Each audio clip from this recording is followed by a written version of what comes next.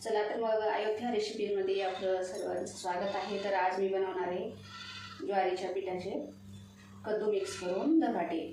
तर मी हे घेतलेलं आहे ज्वारीचं पीठ 2 ते 3 वाट्या आणि त्याच्यामध्ये थोडंसं मी गव्हाचं पीठ टाकणार 1 वाटी।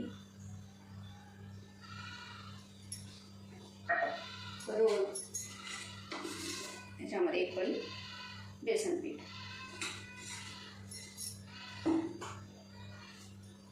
आता याच्यामध्ये मी लसण जिरे वाटून घेतलेले ते त्याच्यामध्ये मी भरपूर सारे टाकून घेणार आहे।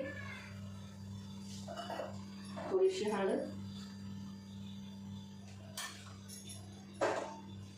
लाल तिखट थोडंसं टाकून घेणार आहे चवीनुसार आपल्या। जास्त तिखट नाही करायची, मीठ व्यवस्थित करायचं आणि त्याच्यामध्ये मी थोडासा असं जोडून ओवा टाकणार आहे। भरपूर सारा कांदा टाकून घ्यायचा त्याच्यामध्ये।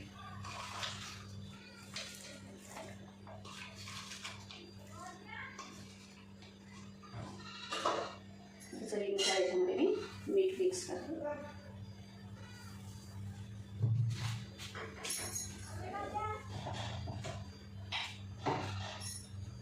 त्याच्यामध्ये थोडीशी मी तीळ टाकून घेणार।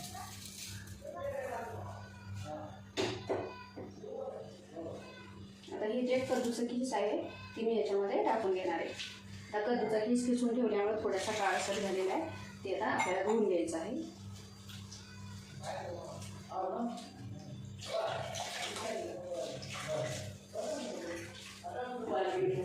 खीस मी मिक्स करून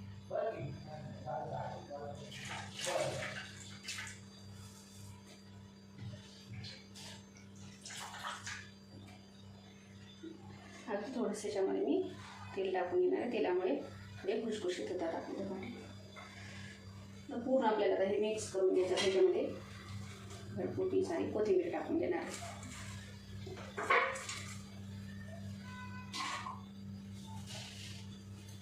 पूर्ण आता आपल्याला हे एकजीव करून याला कालवून घ्यायचं आहे।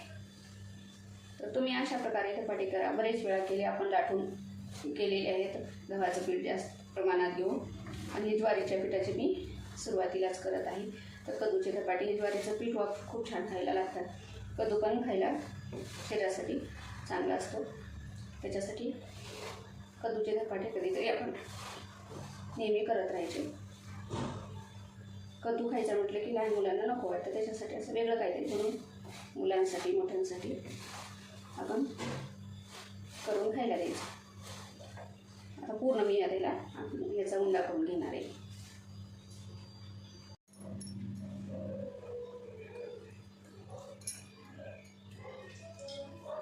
कद्दूमध्ये पाणी असल्यामुळे त्याला जास्त पाणी लागत नाही, थोडं थोडं पाणी टाकून छान मळून घ्यायचं एकजीव। माझ्या चॅनलला नवीन असाल तर लाईक, शेअर, सबस्क्राईब नक्कीच करा। हे बघा अशा प्रकारे मी पूर्ण उंडा छान मळून घेणार आहे।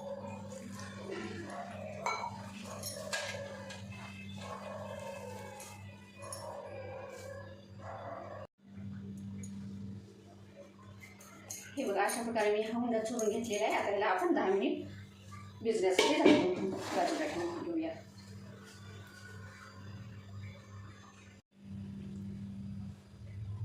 आपलं पीठ आता छानपैकी असं भिजलेलं आहे। तर आपण आता मी तवा ठेवून घेतलेला आहे गॅस सुरू करून, आणि या कपड्यावर मी अशी थापून धपाटे करून घेणार आहे। एक कॉटनचा असा कपडा घ्यायचा, त्याला पाण्यामध्ये भिजवून घ्यायचं, आणि आपण हे छोटे छोटे असे गोळे करून, जर घट्ट वाटत असेल तर ह्याला तुम्ही पाणीसुद्धा लावू शकता।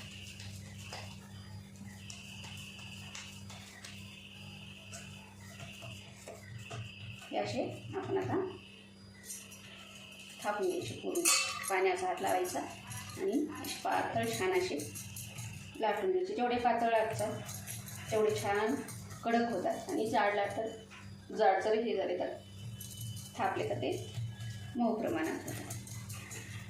बघा छान असं आपल्याला जसे पाहिजे तसे आपण थापून घ्यायचे।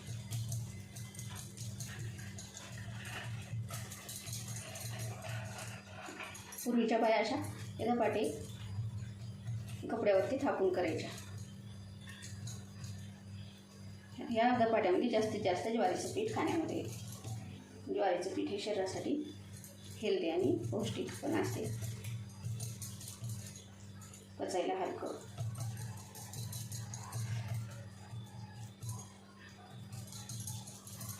आता आपण हिला छिद्र काढून घेणार. आपल्याला जर हे बोटाचे ठसे जर नाही पाहिजे असतील तर आपण त्याला काय करायचं, असं आपल्या मनगटानं प्लेन करून घ्यायचं आपल्या या तळहाताने. आता तवा पण आपला छान गरम झालेला आहे, त्याच्यावरती आता हे धपाटा टाकून घेणार आहे. त्याला असे छिद्र काढायचे.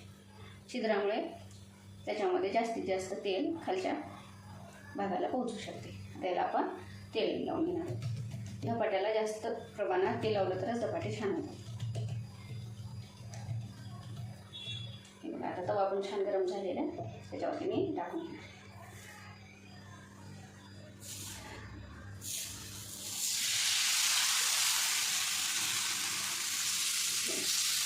अगदी सहज आपला हा सगळा निघालेला आहे.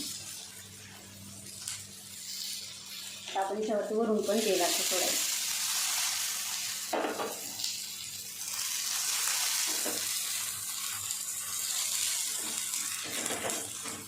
तेलामुळे छान खरपूस चवीला पण छान लागतात आणि छान भाजतात.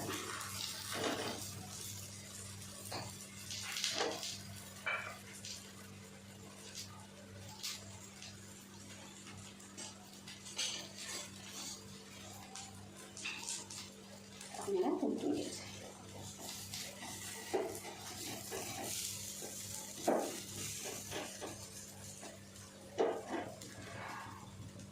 थोडं आपल्याला याला पचू द्यायचं आहे आणि याला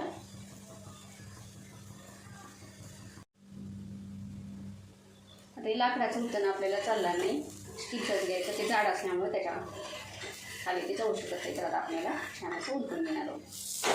हात पण लावायची गरज नाही. छान असं खरपूस आपलं एका साईडने छान भाजलेलं आहे. ते दुसऱ्या साईडनं कमी गॅसवर खमंग असं भाजून घ्यायचं. अशा प्रकारे पूर्ण धपाटे करून घ्यायचे. हे बघा, अशा प्रकारे आपले हे धपाटे छान असे खरपूस भाजून झालेले आहेत. चवीला अगदी चवीदार असणारे हे धपाटे कसे वाटले ते मला नक्कीच कमेंटमध्ये सांगा. हे बघा, आपलं एक जेवणाचं ताट तयार झालेले. चला तर मग, धन्यवाद.